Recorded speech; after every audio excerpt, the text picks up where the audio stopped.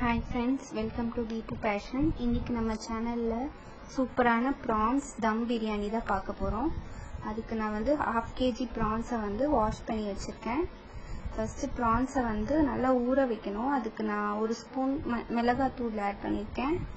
அது கூட ஒரு 1/4 ஸ்பூன் மஞ்சள் தூள் ஆட் பண்ண போறேன்.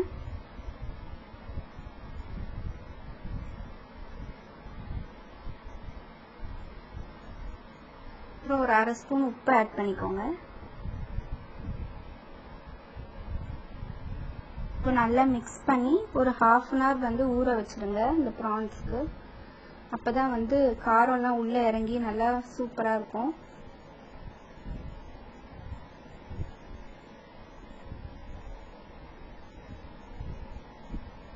இந்த பிரியாணிக்கு நான் சீரக சம்பா ரைஸ் யூஸ் பண்ண போறேன். இப்போ இதுக்கு தேவையான பொருள் பார்த்துக்கோங்க. பட்டை, கிராம்பு, ஏலக்காய், பிரிஞ்சி இலை எடுத்திருக்கேன், அன்னாச்சி பூ எடுத்திருக்கேன், கொஞ்சம் இஞ்சி பூண்டு எடுத்திருக்கேன்.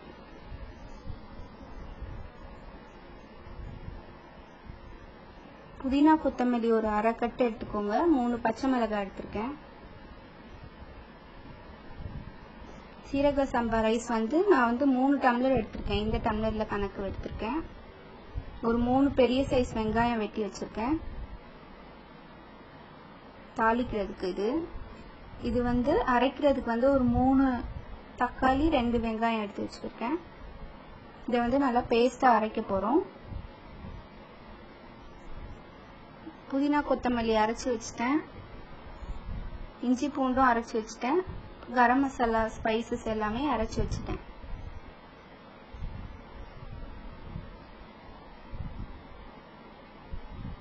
பச்சை மிளகாய் உங்க காரத்துக்கு ஏத்த மாதிரி நீங்க ஆட் பண்ணிக்கலாம்.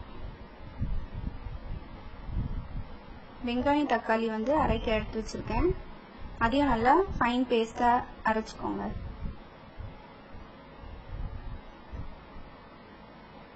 இப்போ எதுல பிரியாணி பண்ண போறீங்களோ அதுல ஒரு 5-6 டேபிள் ஸ்பூன் எண்ணெய் ஆட் பண்ணிக்கோங்க.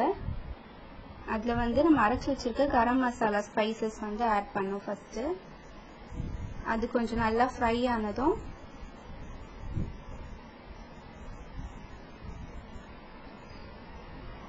தாளிக்கிறதுக்கு தேவையான வெங்காயம் ஆட் பண்ணிக்கிறோம்.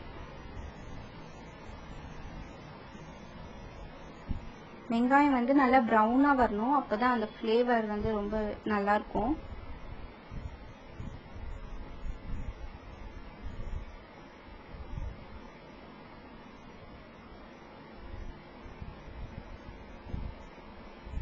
இப்போ நல்லா ப்ரௌன் ஆயிடுச்சு. பார்த்தாலே உங்களுக்கு தெரியும், கலர் நல்லா மாறி இருக்கு. இப்போ இஞ்சி பூண்டு பேஸ்ட் ஆட் பண்ணிருக்கேன். அதையும் நல்லா வதக்கிக்கோங்க.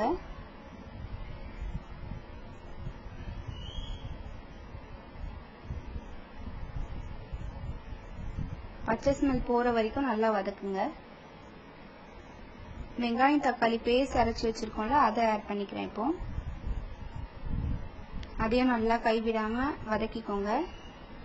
ஒரு இன்கிரீடியன்ஸ் ஆட் பண்ணும்போதும் கொஞ்சம் மூடி வச்சு வேக வச்சீங்கன்னா கொஞ்சம் நல்லா எண்ணெய் பிரிஞ்சு வரும். இப்போ புதினா கொத்தமல்லி பேஸ்ட் ஆட் பண்றேன். அதையும் நல்லா வதக்கிட்டு மூடி வச்சு வதக்குங்க.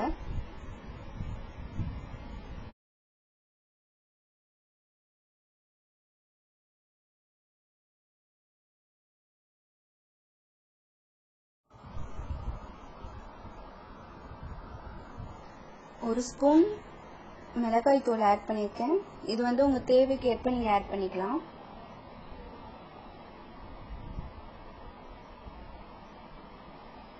ஒரு 1/2 ஸ்பூன் மஞ்சள் தூள் ஆட் பண்ணிருக்கேன்.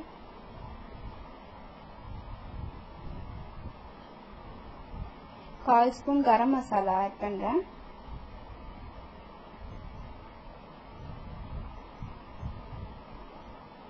தனியா தூள் ஒரு ஸ்பூன் ஆட் பண்ணிக்கோங்க.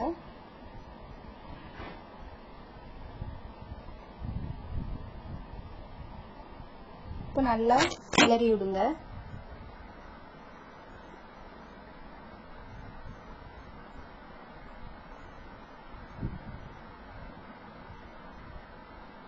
அடி பிடிக்காத மாதிரி பார்த்துக்கோங்க. கொஞ்சமாக சால்ட் ஆட் பண்ணியிருக்கேன்.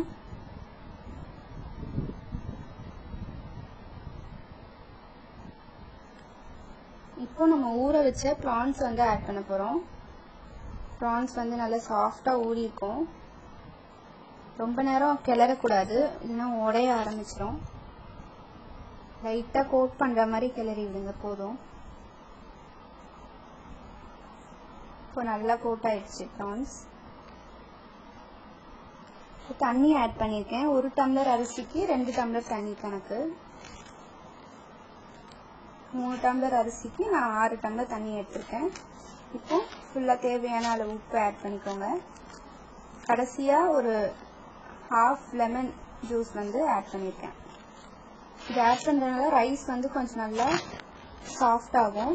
தண்ணி நல்லா கொதிச்சிருச்சு. இப்போ நம்ம ஊற வச்ச அரிசியை வந்து ஆட் பண்ணுறோம். அரிசி வந்து ஒரு ½ hour ஊறினா போதும். நல்லா கிளறி விடுறேன். இப்போ மூடி போட்டு நல்லா வேக வைங்க. இப்போ தண்ணிலாம் கொஞ்சம் நல்லா வற்றி இந்த கன்சிஸ்டன்சி வந்தோடனே தம் போட போகிறோம்.